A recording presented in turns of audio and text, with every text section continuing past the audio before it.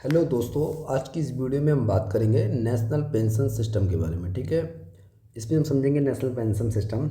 इसमें अब क्या क्या इंपॉर्टेंट बातें हो सकती हैं उसके बारे में हम डिटेल में बात करेंगे। ठीक है, तो चलिए स्टार्ट कर लेते हैं।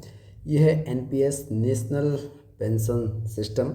ठीक है, एनपीएस है, ये नेशनल पेंशन सिस्टम है। ठीक है, ये क्या है, सेंट्रल गवर्नमेंट एम्प्लॉय जो होते हैं उन पर ये मतलब लागू है। ठीक है, और 1 जनवरी 2004 से जो एम्प्लॉय जो है सेंट्रल गवर्नमेंट में आए हैं उनसे उन पर जो है ये लागू होता है एनपीएस। ठीक है, इसको कब अध्याचित किया गया गवर्नमेंट के द्वारा, तो 30 मार्च 2021 के लिए आप याद रखेंगे इसे अध्याचित किया गया। इसका full form national pension system याद रखेंगे। सबसे पहले इसका एप्लीकेशन आप ध्यान रख सकते हैं कि इसमें कौन कौन से गवर्नमेंट सर्वेंट पर ये अप्लाई होता है। जो सिविल सर्विसेज हैं, सिविल सर्विस पे और डिफेंस सिविलियन पे। ठीक है, सिविल सर्विस मतलब सीसीएस, सेंट्रल सिविल सर्विस जो होती हैं उन पर, और डिफेंस सिविलियन जो है उन पर गवर्नमेंट सर्वेंट का ये रूल 1 जनवरी 2004 या उसके बाद जो अपॉइंट हुए हैं उन पर ये रूल लागू होगा। ठीक है, किन पर ये अप्लाई नहीं होगा? रेलवे पर, ऑल इंडिया सर्विसेज पर, कॉन्ट्रैक्ट पर, कैजुअल और डेली रेटेड पर, कॉन्टेंजेंसी पेड या जो फॉरेन एम्बेसी मिशन पर जो लोकल स्टाफ है, या एनी अदर प्रोविज़न जो है उन पर ये लागू नहीं होगा। या जो पेंशन रूल 2021 से गवर्न हो रहे हैं उन पर भी लागू नहीं होगा, क्योंकि उनको तो पेंशन रूल से वो गवर्न हो ही रहे हैं। ठीक है, तो ये आप याद रखिएगा, ये एप्लीकेशन से सवाल बन जाता है।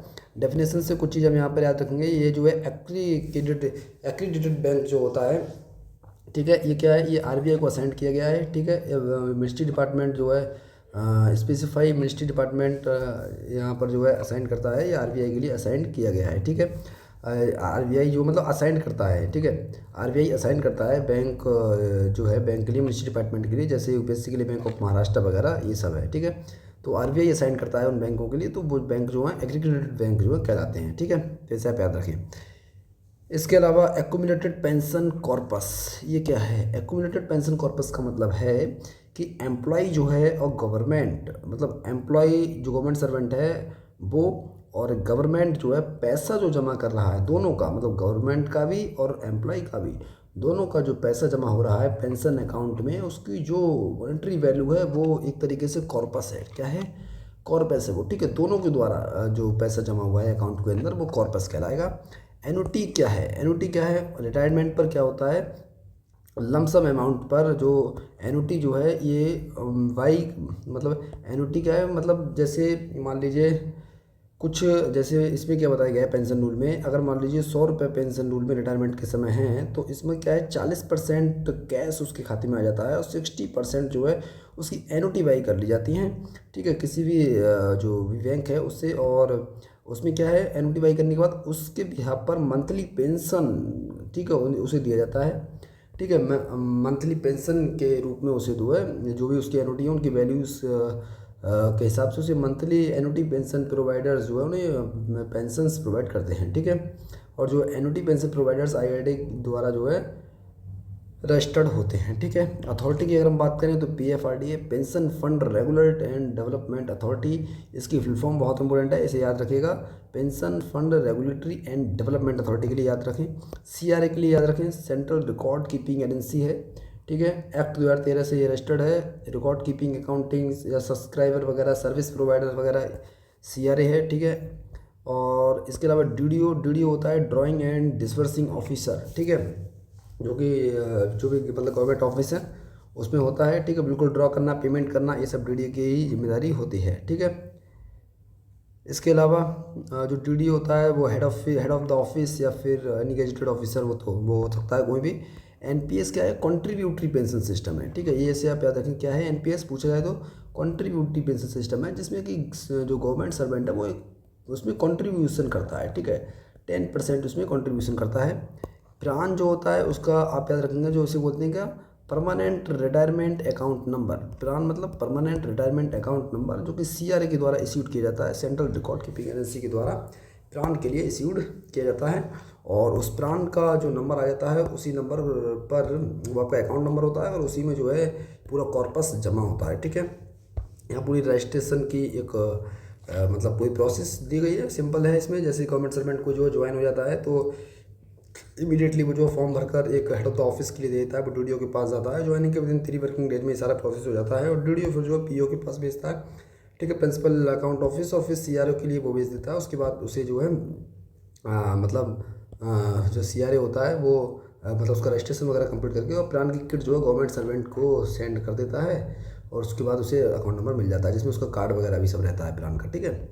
इसके अलावा फर्स्ट कंट्रीब्यूशन की अगर हम बात करें तो यहाँ पर आप देखिएगा फर्स्ट कंट्रीब्यूशन गवर्नमेंट सर्वेंट के फॉर्म भरने के विदिन 20 डेज, ठीक है। या इसके अलावा last day of month of joining, last day of month of joining ये रूल के हिसाब से है, हालांकि कुछ गवर्नमेंट ऑफिसों में डिले भी हो जाता है, ठीक है। तो आप याद रखिएगा जो फर्स्ट कंट्रीब्यूशन होता है गवर्नमेंट सर्वेंट ने जो ज्वाइन किया है उसके 20 डेज़ के अंदर या फिर last day of month of joining, जिस मंथ में उसने ज्वाइन किया है उसके लास्ट डे पर जो है जो भी बाद की डेट हो उसमें जमा किया जाना चाहिए, ठीक है।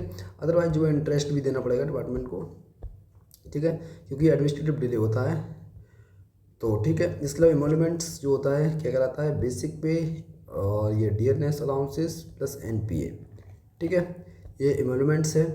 और इसमें आपको याद कर रखना है एम्प्लॉय और एम्प्लॉयर का, ये बहुत इंपॉर्टेंट है, आपको याद रखना है 10% जो है इसके अंदर 10% इसमें जो है एमोलमेंट्स कौन एम्प्लॉय का है, एम्प्लॉय यहाँ पर जमा करेगा, एम्प्लॉयर जो है मतलब गवर्नमेंट 14% जमा करेगी जो भी यहाँ पर अकाउंट है पेंशन का, ठीक है।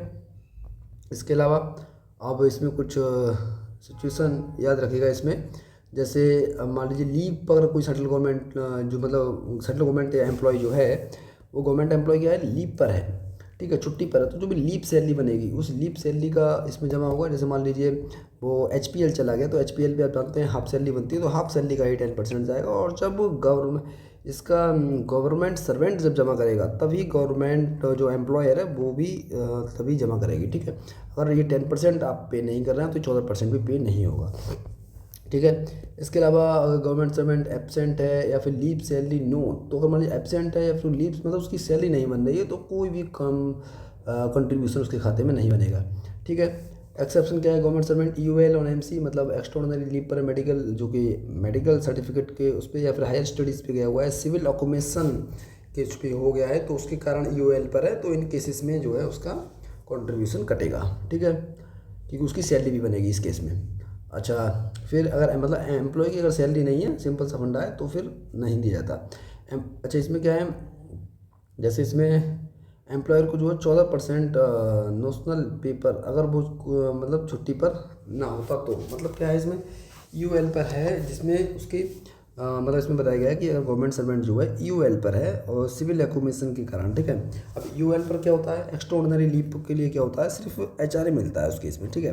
तो उस केस में क्या होगा, तो उस केस में कि उसे मतलब मिलेगा या फिर इसे सैलरी वगैरह मतलब इसका क्या होगा कंट्रीब्यूशन का, तो उस केस में जो है सैलरी तो उसे नहीं मिलेगी, बट एम्प्लॉयर जो है 14% जो है उसके नोशनल पे मतलब अगर वो छुट्टी पर नहीं होता तो उसे जितना पे किया जाता है उसको 14% पे किया जाएगा, ठीक है, इसे आप याद रखें। इसके अलावा सस्पेंशन का केस पढ़ लीजिएगा। सस्पेंशन पर गवर्नमेंट सर्वेंट की क्या है, उसकी इच्छा पर निर्भर है कि एनपीएस में कंट्रीब्यूशन उसे मतलब करना है या फिर ना करना है, वो उसकी इच्छा पर निर्भर करता है, ठीक है। कैलकुलेट एनपीएस करता है, ठीक है।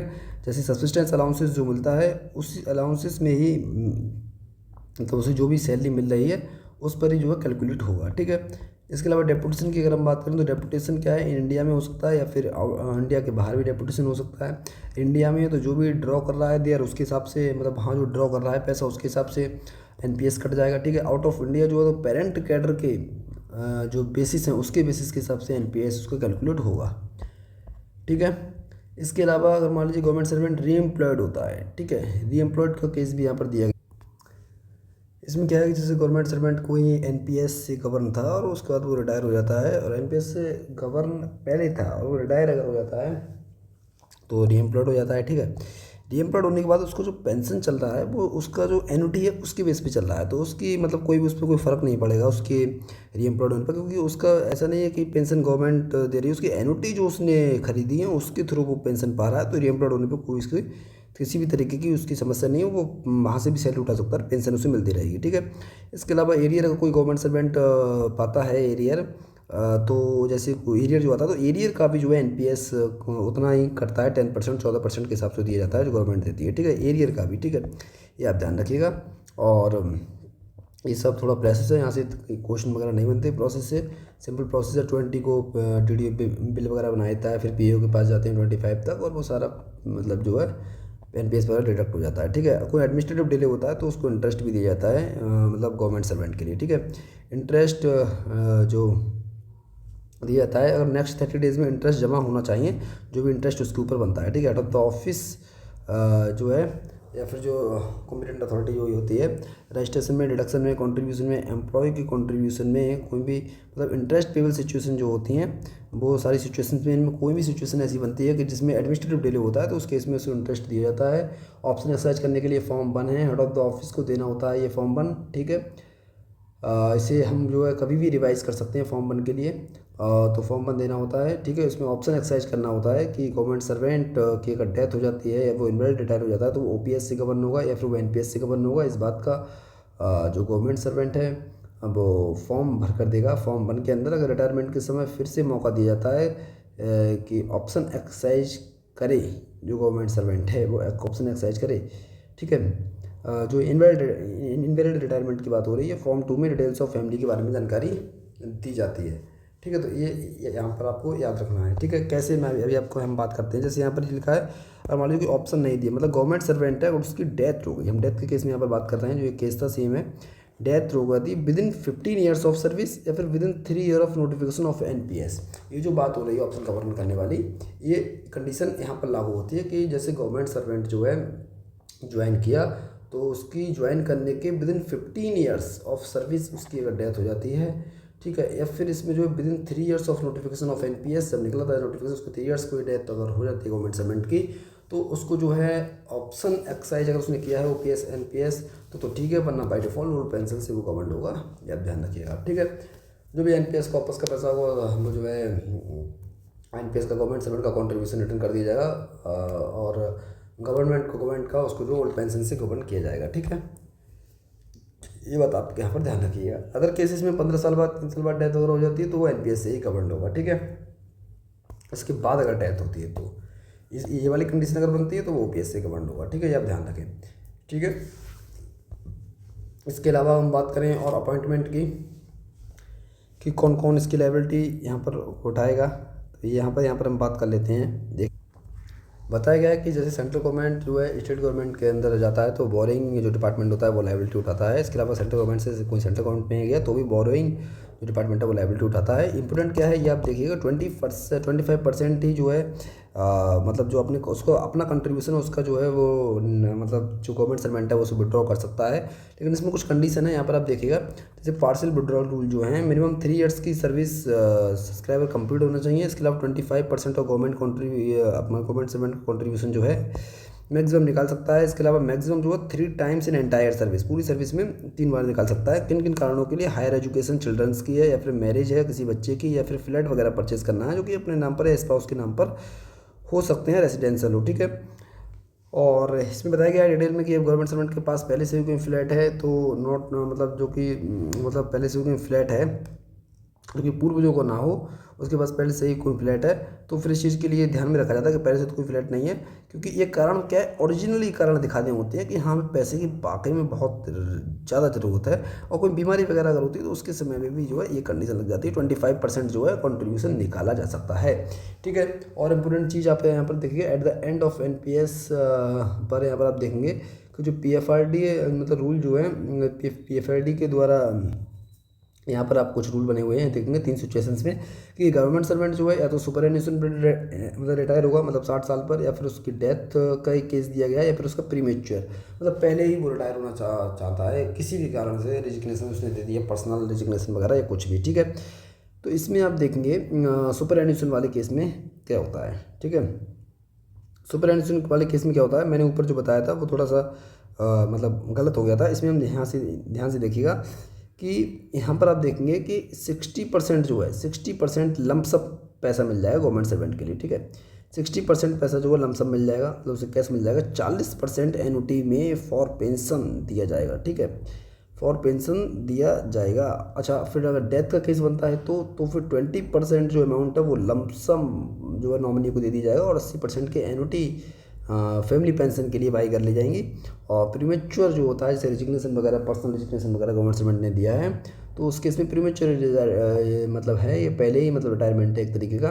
तो ये क्या है, इसमें सेम वही है, इसमें ये 20% जो है ये लमसम दिया जाएगा, 80% पैसा उसमें ही रहता है एनुटी वगैरह खरीदने के लिए, ठीक है। अगर यहाँ पर इस कंडीशन में, प्रीमेच्योर वाली कंडीशन में 2.5 लाख से कम अमाउंट हो तो 100% अमाउंट निकाला जा सकता है, और डेथ वाले केस में अगर 5 लाख या उससे कम अमाउंट हो तो 100% अमाउंट निकाला जा सकता है। और सेम इसमें है कि सुपरएनुएशन वाले में 5 लाख या इससे कम है तो वो उसे निकाला जा सकता है, ठीक है, 100%, ठीक है। ये आप ध्यान रखिएगा। प्रीमेच्योर एग्जिट जो होता है वो 80% एनुटी खरीदना होता है, 20% लमसम अमाउंट उसे मिल जाता है, ठीक है। जैसे कि इसमें लिया गया है कि कब माना जाएगा प्रीमेच्योर एग्जिट, तो रिजाइन ऑन पर्सनल ग्राउंड्स, ठीक है, पर्सनल ग्राउंड्स पर रिजाइन दिया गया है, ठीक है। तो ये यहाँ पर after 90 days of resignation accepted, क्योंकि कभी कभी क्या होता है 90 डेज में, जैसे अगर एक रूल इसमें है कि 90 डेज़ के अंदर ऑफिस जो है, अगर गवर्नमेंट सर्वेंट अगर उसका लियन है पोस्ट पर तो वो वापस भी आ सकता है। हालांकि प्रोबेशन पीरियड पर ये सब नहीं, आफ्टर प्रोबेशन पीरियड पर उसका लियन बन जाता है, तो वो 90 डेज में पर्सनल रेजिग्नेशन भी अगर उसने दिया है तो वो रिक्वेस्ट कर सकता है, और ऑफिस चाहे तो 90 डेज में उसे वापस भी ले सकती है। तो इसलिए रूल यहाँ पर बना हुआ है, इसीलिए 90 डेज़ के बाद रेजिग्नेशन एक्सेप्ट करने के बाद पर्सनल ग्राउंड्स पर वो 20% लमसम और 80% एनुटी खरीद सकता है, प्रीमेच्योर एग्जिट जिसे बोलते हैं, ठीक है। तो ये भी आपके यहाँ पर। इसके बाद आप ये देखिएगा कि सुपरएनुएशन जो होता है, जिस केस में मैंने पढ़ा कि 40% की एनुटी बाई करनी होगी, 60% लमसम अमाउंट चाहिए होगा।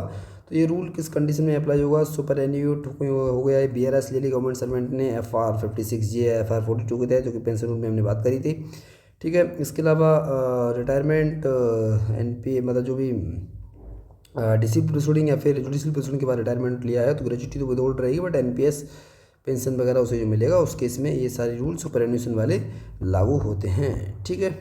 ये आप यहाँ पर याद रखिएगा। तो ये सब इंपॉर्टेंट चीज़ें हैं, यहाँ से क्वेश्चन यहाँ पर बहुत, ठीक है, कई सारे इसमें केस दिए गए हैं। मतलब सुपरएनुएशन मतलब 40% उसके एनुटी जो है मतलब 40% एनुटी बाई करनी होगी, 60% पैसा उसे कैश मिल जाएगा। ये 7 पॉइंट्स दिए गए हैं, यही कंडीशन फॉलो होगी इन सब केसेस में। ऑब्जर्व हो जाता है ऑटोनोमस बॉडी, स्टैट्यूटरी बॉडी या फिर PSU वगैरह में, डिपार्टमेंट कन्वर्ट इन PSU या फिर टेक्निकल डिजिग्नेशन जो है NPS वहाँ जाता है, ठीक है, या NPS वहाँ नहीं है तो वो विड्रॉल मतलब कर सकता है टेक्निकल डिजिग्नेशन से। मतलब गवर्नमेंट सर्वेंट टेक्निकल डिजिग्नेशन दिया है और जहाँ वो जा रहा है वहाँ NPS है तो ठीक है, मान लीजिए नहीं है तो फिर ये वाला लग जाएगा, विड्रॉल कर सकता है इसी विधि के द्वारा, ठीक है। तो ये सब इसमें बताया गया है NPS के बारे में। उम्मीद आपको समझ में आया होगा। कुछ अगर नहीं समझ में आया तो कमेंट करिएगा, मैं कमेंट में रिप्लाई करने का पूरा प्रयास करूँगा, ठीक है दोस्तों। अब हम इसके बाद में पढ़ लेते हैं फॉरेन सर्विस के बारे में पढ़ लेते हैं, वहाँ से काफ़ी सारे क्वेश्चन बनते हैं। अब यहाँ पर हम बात कर लेते हैं डेपुटेशन ऑन फॉरेन सर्विस के बारे में, ठीक है। डेपुटेशन ऑन फॉरेन सर्विस क्या है, इसके लिए आप समझिएगा। जैसे फॉरेन सर्विस क्या होता है, जैसे कोई गवर्नमेंट सर्वेंट है और मतलब अपना क्या होता है, अपनी ड्यूटी को छोड़कर जब वो किसी कोई दूसरी मतलब स्थानीय निकाय, दूसरी गवर्नमेंट बॉडी, स्वायत्त कोई ऑटोनोमस बॉडीज होती हैं, पब्लिक सेक्टर है, किसी ऐसी संस्था में जाता है जो मतलब वहाँ उसका पेमेंट भी जो है उसी संस्था के द्वारा किया जाता है, फॉरेन सर्विस ये कहलाता है। और इसमें कैसे क्या है थोड़ा सा आप यहाँ पर समझिएगा। जैसे गवर्नमेंट सर्विसेज, जब कोई गवर्नमेंट सर्वेंट है गवर्नमेंट में सर्विस देता है तो उसके लिए क्या करता है, वो ड्यूटी गवर्नमेंट के लिए देता है तो वो उसकी सैलरी पाता है, ठीक है, सैलरी उसे मिलती है गवर्नमेंट की तरफ से, ठीक है। इसके अलावा लीव उसे मिलती है, पेंशन, ग्रेच्युटी, ये सब जो गवर्नमेंट की तरफ से दिया जाता है, ठीक है। अब वो चला जाता है फॉरेन सर्विस में, जब वो जाता है, ठीक है, दूसरी सर्विस में जाता है तो वो गवर्नमेंट, वो उसका पेरेंट डिपार्टमेंट है तो अभी तो उसके लिए काम कर रहा था, ठीक है, गवर्नमेंट सर्विस कर रहा था। अभी जो दूसरे गवर्नमेंट सर्विस में से डेपुटेशन पर जब वो चला जाता है तो वो काम जो है अन्य डिपार्टमेंट या फिर अन्य बॉडी जो उसके लिए करने लगता है, ठीक है। और वो फिर क्या करता है, वहाँ से वो सैलरी उसे मिलती है। लेकिन जब वो वापस आएगा तो वो रिटायरमेंट बेनिफिट्स तो लेगा गवर्नमेंट से, लेकिन जब वो बेनिफिट्स लेगा तो क्यों लेगा, क्योंकि उसने काम तो किया नहीं है इतने साल वहाँ पर। तो जब उसने उस गवर्नमेंट के लिए काम नहीं किया है तो जो पेंशन या ग्रेच्युटी या जो भी लीव, जो भी मतलब बेनिफिट है इनकेस के, उसमें क्या करेगा, गवर्नमेंट ऑफ इंडिया से लेने के लिए उसे कुछ पे करना होगा। तो इसके लिए क्या है, इसे बोलते हैं मतलब कि उसे डेपुटेशन ऑन फॉरेन सर्विस। तो वो क्या है, कुछ बेनिफिट्स वगैरह जो यहाँ से गवर्नमेंट अपने डिपार्टमेंट से लेने के लिए पे करता है, ठीक है। तो उसके बारे में ही यहाँ पर ये बताया गया है, उसको कुछ रूल्स हैं तो आप यहाँ पर याद रखिएगा। फॉरेन सर्विस पर गवर्नमेंट सर्वेंट को कब भेजा जाता है, जब गवर्नमेंट सर्वेंट की बिलिंग हो, ठीक है, उसकी बिलिंग पर भी ये डिपेंड करता है, ठीक है। इच्छा है उसकी, चाहे वो फॉरेन सर्विस जाए या ना जाए। इसके अलावा सर्विस क्या है, उसकी जो कंडीशन जो सैलरी की है वो एडवांस में ही सेटलमेंट कर ली जाती है कि उसे कितना पैसा दिया जाएगा। ठीक है, जो भी उसका पेरेंट डिपार्टमेंट और फॉरेन सर्विस डिपार्टमेंट है उनके बीच में पहले ही ये सारी बातें हो जाती हैं। ठीक है, कितने समय तक वो उस सर्विस में रहेगा, पेंशन, लीव, सैलरी, कंट्रीब्यूशन वगैरह उसका क्या होगा, तो वो सारी चीज़ें पहले ही जो है डिसाइड कर ली जाती हैं। जो भी मतलब रेट जो पहले से डिसाइड किए गए हैं प्रेसिडेंट के द्वारा, वो सारे उन रेटों को, उन्हीं रेटों के आधार पर यहाँ पर डिसाइड जो है कर ली जाती हैं, इसमें बताया गया है। ठीक है, इसके अलावा फॉरेन सर्विस कब से स्टार्ट मानी जाती है, तो जिस दिन वो रिलीव हो गया पेरेंट डिपार्टमेंट से और जब वो आएगा चार्ज लेगा पेरेंट डिपार्टमेंट में, तो तब तक का माना जाता है ये फॉरेन सर्विस यहाँ पर माना जाता है। ठीक है, तो ये सब चीज़ें आप यहाँ पर याद रखिएगा। इस तरीके के यहाँ से जनरल क्वेश्चन बनते हैं फॉरेन सर्विस से। और इसके अलावा हम इसमें देख सकते, इसमें कुछ रूल हैं, जैसे foreign service with in India, India में है तो क्या होगा, इंडिया में ही वो फॉरेन सर्विस किसी मतलब डिपार्टमेंट अन्य उसमें है किसी बॉडी वगैरह में, तो वो क्या करेगा, पेंशन या लीव जो कंट्रीब्यूशन जो है वो सब देना जरूरी है। और ये कंट्रीब्यूशन जो है मतलब यहाँ से क्या है, सारे जो कंट्रीब्यूशन है उसके देने पड़ते हैं। ठीक है, जो भी उसका मतलब पेंशन कंट्रीब्यूशन है, लीव से लीव जो कंट्रीब्यूशन होता है, सबसे कंट्रीब्यूशन एम्प्लॉय दे सकता है, वो एम्प्लॉयर दे सकता है। सेम कंडीशन क्या है आउटसाइड इंडिया वाले में, अगर आउटसाइड इंडिया जैसे हमारे डेप्यूटेड हुआ यूनाइटेड नेशन, वर्ल्ड बैंक या IMF में, तो इनमें सब में कंडीशन दी गई है कि 1 साल के लिए कम होगा, 1 साल से ज़्यादा 3 साल के लिए, 3 साल के लिए। तो ये ज़्यादा इतना इंपॉर्टेंट नहीं है, बट ये ध्यान रखना है कि जो पेंशन कंट्रीब्यूशन है वो एम्प्लॉय दे सकता है या फिर एम्प्लॉयर दे सकता है, कोई भी दे सकता है। और जो लीव सैलरी कंट्रीब्यूशन है वो एम्प्लॉयर को ही देना होगा। ठीक है, तो आप यहाँ पर ये याद रखें। इसके अलावा याद रखिएगा कि जो मेडिकल और HRA की जो फैसिलिटी दी जाएगी फॉरेन सर्विस में, वो कौन देगा, फॉरेन सर्विस जो डिपार्टमेंट होगा वही देगा, और सेम वही देगा जो अपने एम्प्लॉयज़ के लिए देता है। ठीक है, इसके अलावा जो लीव रूल उसके ऊपर जो लगेगा, वो जो उसका लैंडिंग डिपार्टमेंट होगा उसका लीव रूल लगेगा। ठीक है, अगर मान लीजिए, अगर वो मान लीजिए डेपुटेशन पर है फॉरेन सर्विस पर, पेरेंट डिपार्टमेंट में अगर कोई उसका प्रमोशन आ गया, तो उसके लिए जो है वो प्रमोशन मिलेगा, जिसे परफॉर्मा प्रमोशन कहा जाता है। ठीक है, इसे परफॉर्मा प्रमोशन कहा जाता है, उसे वो प्रमोशन दिया जाएगा। ठीक है, नेक्स्ट रूल के तहत उसे वो प्रमोशन दे दिया जाता है। इसके अलावा आप देख, इसमें समझ लेते हैं कंट्रीब्यूशन के बारे में। कंट्रीब्यूशन सबसे ज़्यादा इंपॉर्टेंट है ये, कि एक पेंशन कंट्रीब्यूशन और लीव सैलरी कंट्रीब्यूशन है ये, इसके बारे में इसमें बताया गया है। ठीक है, पेंशन कंट्रीब्यूशन के बारे में पहले समझिएगा। जो पेंशन कंट्रीब्यूशन है पेरेंट ऑर्गेनाइजेशन का जो पेड्रॉन है उसके आधार पर किया जाता है, और जो लीव सैलरी कंट्रीब्यूशन जो है पेड्रॉन इन फॉरेन ऑर्गेनाइजेशन उसके आधार पर किया जाता है। ठीक है, अब रेट की यहाँ पर बात करेंगे। रेट यहाँ पर बताया गया है, OPS और NPS अलग अलग ओल्ड पेंशन सर्विस वालों के लिए, वो भी डेपुटेशन पर फॉरेन सर्विस में जा सकते हैं। NPS जिससे अपन जो है वो भी जा सकते हैं। तो कैसे कैसे क्या है। ठीक है, 2019 से पहले तक की अगर हम बात करें तो ये 14% ऑफ बेसिक पे प्लस DA का था। 2019 के बाद में 18% ऑफ बेसिक पे प्लस DA का है। ठीक है, तो ये इसमें जो है कंट्रीब्यूशन देना पड़ता है। इसके अलावा NPS वालों के लिए 24% बेसिक पे प्लस DA का 2019 तक, और 19 के बाद ये जो है 28% है बेसिक पे प्लस DA का। ठीक है, तो ये जो है पेरेंट ऑर्गेनाइजेशन जो है उसके आधार पर पेंशन कंट्रीब्यूशन सबमिट करना पड़ता है पेरेंट ऑर्गेनाइजेशन के लिए। ठीक है, इसके अलावा हम बात करते हैं लीव सैलरी कंट्रीब्यूशन। तो लीव सैलरी कंट्रीब्यूशन में जो है फॉरेन सर्विस में जो पे ड्रॉ कर रहे हैं उसके आधार पर दिया जाएगा लीव सैलरी कंट्रीब्यूशन। बेसिक पे का 11% होगा। अगर कोई डेपुटेशन अलाउंसेस मान लिया जा रहा है तो वो भी पे मानते हैं, स्पेशल पे अलाउंस मानते हैं, तो वहाँ पर उस पर भी जो है मतलब 11% वो मतलब दिया जाएगा उसका। और जो डेपुटेशन अलाउंसेस है वो सेम स्टेशन पर तो 5% और अदर स्टेशन पर 10% मिलता है। ठीक है, अब जो भी बेसिक पे है उसका। इसके अलावा अगर हम बात करें, इसमें आप देख रहे हैं कि 28%, इसमें 10% एम्प्लॉय का होता है, 14% एम्प्लॉय, 4% ग्रेजुटी का भी इसमें ही शामिल है। ठीक है, इसके अलावा जो भी पेंशन कंट्रीब्यूशन है, लीव सैलरी कंट्रीब्यूशन जो है उसको परमिट जो भी मतलब सेंट्रल गवर्नमेंट है, प्रेसिडेंट है उसका वही मतलब एक तरीके से परमिट करती है। लेकिन अगर जो मान लीजिए कुछ दिया गया वो ओवर ड्यू हो गया, नहीं दिया, तो उससे इंटरेस्ट भी लगता है। और फाइनेंशियल ईयर के एंडिंग के 15 दिन के अंदर अंदर जो है इसे जमा करा देना होता है, जो भी लीव सैलरी कंट्रीब्यूशन है, पेंशन कंट्रीब्यूशन है। इंटरेस्ट जो होता है उस पर 2 पैसा पर डे और पर 100 के हिसाब से इंटरेस्ट लगता है। और लीग रूल मैंने आपको बता दिया पेरेंट डिपार्टमेंट का लगता है। ठीक है, मेडिकल रूल वगैरह इस तो वही फॉरेन सर्विस के हिसाब से लगते हैं। और इसमें जो है लीव सैलरी जो होती है वो लीव सैलरी फॉरेन सर्विस जो है मतलब डिपार्टमेंट है उसके द्वारा ही दिया जाता है, TA वगैरह ही वापस जाने का। ठीक है, तो ये यहाँ पर आप याद रखेंगे। इसके अलावा ये चीज़ इंपॉर्टेंट है, यहाँ से क्वेश्चन बन जाते हैं, यहाँ पर आप बहुत ध्यान से समझ। यह है प्रीमेच्योर रिवर्जन। ठीक है, प्रीमेच्योर रिवर्जन क्या है, प्रीमेच्योर रिवर्जन मतलब क्या है, जैसे डेपुटेशन पर कोई गवर्नमेंट सर्वेंट जाता है तो उसका जो डेपुटेशन का एक पीरियड होता है, ठीक है, उस डेपुटेशन का जो पीरियड है, फॉरेन सर्विसेज का जो पोस्टिंग की जो पीरियड है, उसके पहले ही अगर पेरेंट डिपार्टमेंट में उसके लौटा दिया जाता है तो उस केस में 3 मंथ बिफोर ऑफ द जो है लैंडिंग डिपार्टमेंट के लिए जो है मतलब कंसर्न अथॉरिटी उसके लिए बताएगी उसके बारे में, प्रीमेच्योर रिवर्सन के बारे में। कभी कभी ऐसा होता है कि पहले ही पेरेंट डिपार्टमेंट को गवर्नमेंट सर्वेंट के लिए आना पड़ता है, डेपुटेशन पीरियड खत्म होता है उससे पहले ही, ठीक है।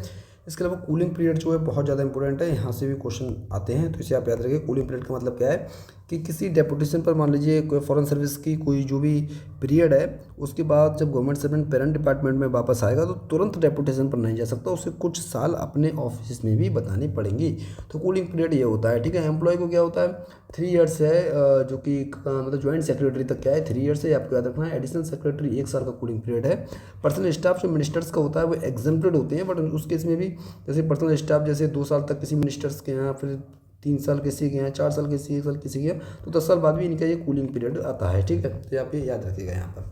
फिर है एक्सटेंशन ऑफ डेपुटेशन पीरियड, ठीक है। डेपुटेशन पीरियड के एक्सटेंशन की बात हो रही है, तो इसे जनरली जो है 5 साल तक ही ये पीरियड होता है डेपुटेशन का। 7 साल तक मतलब इसे एक्सटेंड किया जा सकता है, बट यूपीएससी की कंसल्ट वगैरह या एनओसी डिपार्टमेंट से चाहिए होती है, जो भी फॉरेन डिपार्टमेंट वगैरह होता है, अप्रूवल वगैरह लगती है, सारी आईसीसी और एम्प्लॉयज़ की सारी अप्रूवल लगती है, उसके बाद में उसे बढ़ाया जा सकता है 7 साल तक। और जो एक्सपायरी हो रही होती है डेपुटेशन पीरियड की, उसके 6 महीने पहले ही इनिशिएट जो है करना पड़ जाता है उस प्रोसेस के लिए।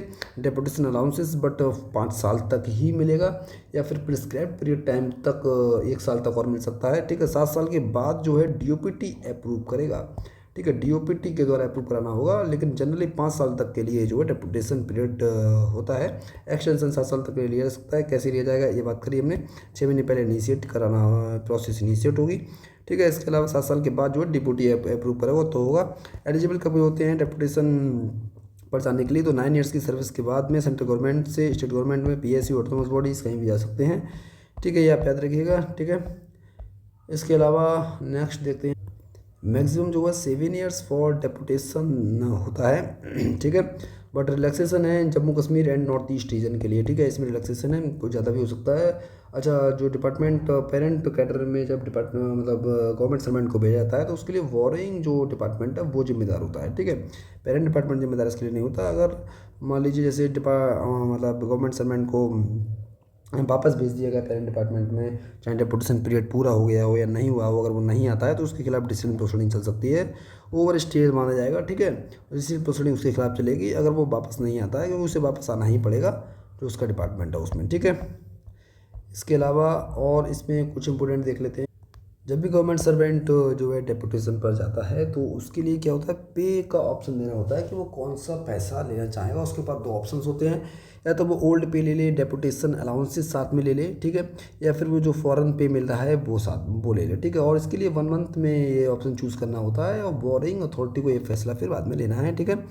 हालांकि पब्लिक एंटरप्राइजेज में मौका नहीं है, बट ऑप्शन एक बार ही दिया जाएगा, ये फाइनल रहेगा। और ये ऑप्शन हाँ चेंज हो सकता है, अगर कोई मान लीजिए उसे परफॉर्मा प्रमोशन मिला और लोअर ग्रेड में उसे कुछ कर दिया गया, पे उसका रिवाइज किया गया है, तो उसे ऑप्शन मिलेगा चेंज करने का, ठीक है। इसके अलावा जो डेपुटेशन अलाउंसेस मैंने आपको बताया कि इमोल्यूमेंट्स में ये काउंट नहीं होता, और इसे 5% और 10% दिया जा सकता है। 5% जो होता है सेम स्टेशन के लिए, 10% जो होता है अदर स्टेशन के लिए होता है, और 5% जो होता है मैक्सिमम 4500 रुपये, 10% या फिर मैक्सिमम 9000 रुपये तक होता है। बट ये अब इसके रेट जो है 25% बढ़ चुके हैं, तो आप इसके रेट जो है 25% बढ़ाकर लगाइएगा, ठीक है। इसके अलावा इसमें इंपॉर्टेंट है कि बेसिक पे और डेपुटेशन अलाउंसेस जो होता है सब्जेक्ट टू मैक्सिमम 2,25,000 रुपये है, इसे आप याद रखेंगे। हालांकि बेसिक पे, डेपुटेशन अलाउंसेस प्लस एनपीए जो होता है वो सब्जेक्ट टू मैक्सिमम 2,37,500 तक मिल सकता है, ये आप यहाँ पर याद रखेंगे, ठीक है। इसमें अब देख लेते हैं, जैसा कि आपको याद रखना है कि if any employer on deputation basic, मतलब क्या है, जब कोई गवर्नमेंट सर्वेंट डेपुटेशन पर होता है तो उसका मान लीजिए जो बेसिक पे है वो लास्ट कॉलम सेल में पहुंच गया, ठीक है। लास्ट कॉलम में सेल्स बिल्कुल लास्ट वाली सेल्स में पहुंच गया, तो उस केस में उसे पेरेंट कैडर में वापस विदिन 6 मंथ में जाना होगा। इसके अलावा मैक्सिमम एज लिमिट आप याद रखेंगे कि डेपुटेशन के लिए लेवल 14 एंड अबव के लिए 58 ईयर्स और लेवल 14 एंड बिलो के लिए 56 ईयर्स। इसके बाद डेपुटेशन पर नहीं जा सकते। डेपुटेशन पर हायर पे से लोअर ग्रेड पर नहीं डेपुटेशन पर जा सकते, ना ही सेम ग्रेड पर, हायर पे पर ही जाना होगा, ठीक है। तो और ये मैंने बता ही दिया कि रिवॉल्ट अगर करना है पेरेंट कैडर में तो 3 मंथ का नोटिस दिया जाएगा, ठीक है, या उसे बताया जाएगा। तो ये सब चीज़ें जो हैं आपको यहाँ पर याद रखना है, ठीक है। तो यहीं से ज़्यादातर क्वेश्चंस बनते हैं, ठीक है। तो अब दोस्तों हम बात कर लेते हैं यहाँ पर अपार के बारे में, ठीक है। अपार क्या पर होता है, एनुअल परफॉर्मेंस अप्रेजल रिपोर्ट जो यहाँ पर होता है ये अपार होता है। पहले से एसीआर बोलते थे, ये मतलब एनुअल कॉन्फिडेंशियल रिपोर्ट होता था, ठीक है। इसे अपार कर दिया गया है, एनुअल परफॉर्मेंस अप्रेजल रिपोर्ट, जो कि अब जो है एम्प्लॉयर जो मतलब एम्प्लॉय जो है गवर्नमेंट सर्वेंट उसे दिखाया जाता है। 1 अप्रैल से लेकर 31 मार्च तक का इसमें डेटा वगैरह भरा जाता है, ठीक है। और गवर्नमेंट सर्वेंट का जो प्रमोशन होता है या उनका जो भी कंफर्मेशन होता है प्रोबेशन के बाद में, या एमएससीपी जो होता है, ठीक है, एमएससीपी जो लगता है हर 10 साल में, ठीक है, उसके बाद में जो है डेपुटेशन वगैरह पे जब वो जाते हैं तो अपार बहुत मायने रखता है। इसी आधार पर सारा फैसला होता है, ठीक है। और गवर्नमेंट जो है FR 56 के तहत गवर्नमेंट सर्वेंट का रिव्यू भी करती है। इसी के आधार पर applicability all category of government servant group ABC सभी का भरा जाएगा। डी वालों का नहीं भरा जाएगा, लेकिन अगर सेंसिटिव पोस्ट पर हैं तो उनका लिखा जाएगा। इन सब का नहीं भरा जाएगा, कॉन्ट्रैक्चुअल स्टाफ इसके अंडर में नहीं आते। Group D honorarium part time, ठीक है, या फिर गवर्नमेंट जिन्होंने वर्क किया है लेस देन 3 मंथ तो उनका नहीं भरा जाएगा। जो उनके लिए NRC एक नो रिपोर्ट सर्टिफिकेट लिख दिया जाएगा, ठीक है। अपार में क्या क्या होता है, पर्सनल डिटेल्स जो होती हैं जो कि अपार सेंक्शन के द्वारा मतलब उसमें भर दिया जाता है। जो भी उसमें मतलब नेम वगैरह होता है, क्वालिफिकेशन वगैरह, छुट्टियाँ वगैरह कितनी हैं, जो भी जो है उसमें अपार जब दिया जाता है तो वो सारी चीज़ें भरी हुई होती हैं। सेल्फ अप्रेजल मतलब गवर्नमेंट सर्वेंट खुद भरता है उसने क्या क्या काम किया है, मैक्सिमम 300 वर्ड्स होते हैं।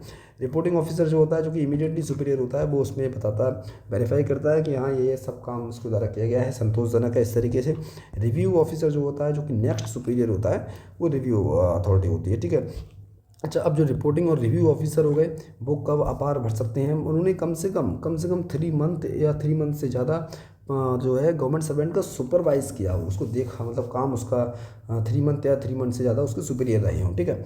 और जो मतलब जो भी रिपोर्टिंग या रिव्यू ऑफिसर हैं उनकी छुट्टी पर कोई भी, जैसे मान लीजिए अगर वो 15 डेज़ या मोर 15 दिन या उससे ज़्यादा कंटिन्यूस लीव पर हैं तो इसे घटाकर 3 मंथ कैलकुलेट किए जाएंगे, याद रखिएगा। अंडर सस्पेंशन की बात करें तो भी जो है रिव्यू या जो भी रिपोर्टिंग ऑफिसर है वो भर सकता है, ठीक है।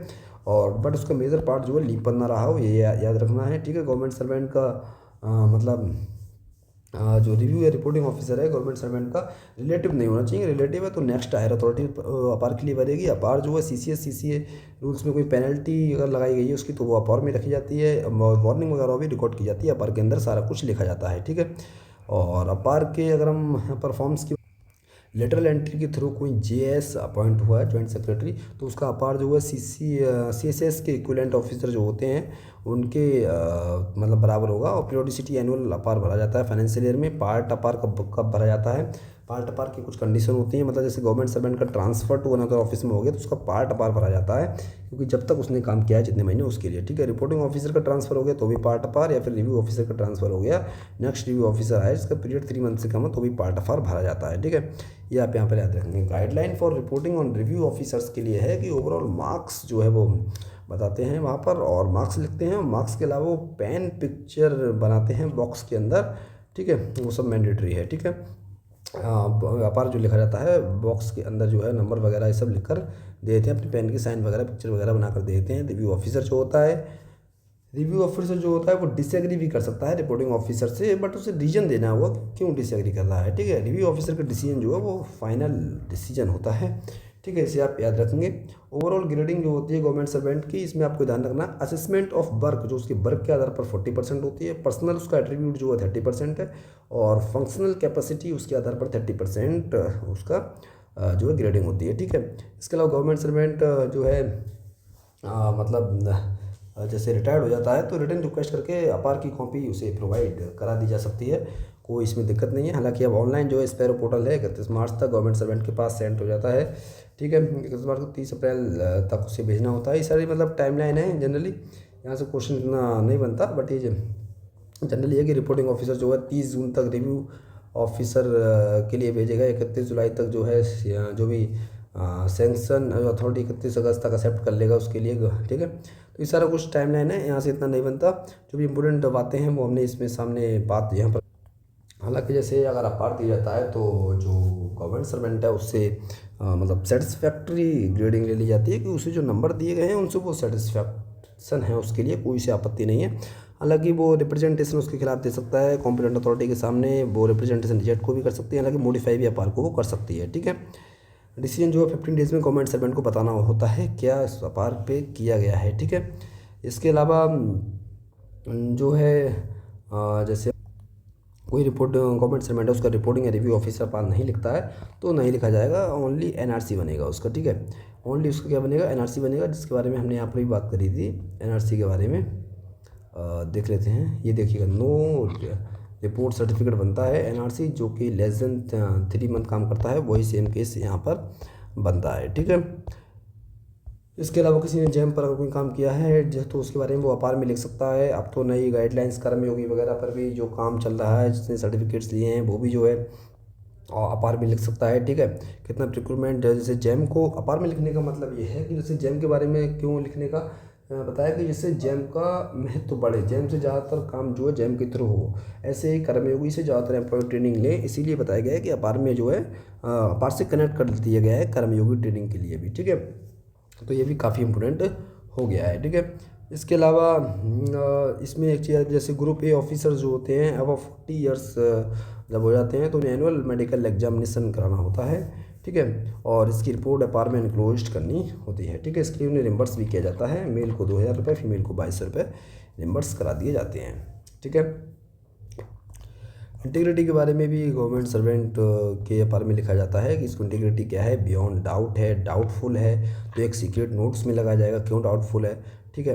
इसके अलावा सफिशिएंट टाइम मतलब not observed work government servant का नहीं किया है, ये सब लिखा जाता है कुछ उसकी इंटीग्रिटी क्या है, ठीक है। उसको एक जो भी कॉन्फिडेंशियल डायरी मेंटेन करते हैं रिपोर्टिंग रिव्यू ऑफिसर, उसके आधार पर जो है अपार के लिए भर देते हैं, ठीक है। तो यहाँ तक हमने जो अपार के बारे में कंप्लीट कर लिया। तो हमने इसमें जो है एनपीएस और डिप्यूटेशन फॉरेन सर्विस और इसके अलावा अपार, ये 3 चीज़ें हमने देख ली। तो इसके अलावा एक वीडियो और हम एफआरएसआर के बारे में बात करेंगे, जिसमें कि हालांकि एनपीएस जो एफआरएसआर में नहीं है, बट हमने एनपीएस भी इसमें कवर कर लिया, बट एफआरएसआर के एक वीडियो हम और लेकर आएंगे। उसमें आपके लिए उसमें जितने भी मतलब और भी कई सारे इसमें टॉपिक हैं, कुछ इंपॉर्टेंट बातें हैं एफआरएसआर की, वो सारी बातें हम उस वीडियो में कवर कर लेंगे। उसके बाद लीव रूल्स के लिए नेक्स्ट वीडियो आ जाएगा, ठीक है। लीव रूल्स के लिए आ जाएगा नेक्स्ट वीडियो। और उसके अलावा एक वीडियो जो है यूपी मतलब यूनिफाइड पेमेंट स्कीम जो है, वो यूनिफाइड पेंशन स्कीम जो आई है, उसके बारे में भी थोड़ा सा उसी वीडियो में चाहे कवर कर लेंगे जो नेक्स्ट वीडियो आएगा। इसके बाद जो नेक्स्ट वीडियो एफआरएसआर का आएगा, उसमें कोशिश करेंगे कि जितना इम्पोर्टेंट है इधर उधर का भी वो सारा उसमें कवर कर लिया जाए, ठीक है। थोड़ा सा बड़ा हो जाएगा वो वीडियो, कोई दिक्कत नहीं है। और उसके बाद में एक लीव रूल्स के बारे में वीडियो आएगा, ठीक है। और फिर कुछ देखेंगे, कुछ इंपॉर्टेंट बचता है तो उसमें फिर वीडियो आ जाएगा, ठीक है दोस्तों। मिलते हैं नेक्स्ट वीडियो में।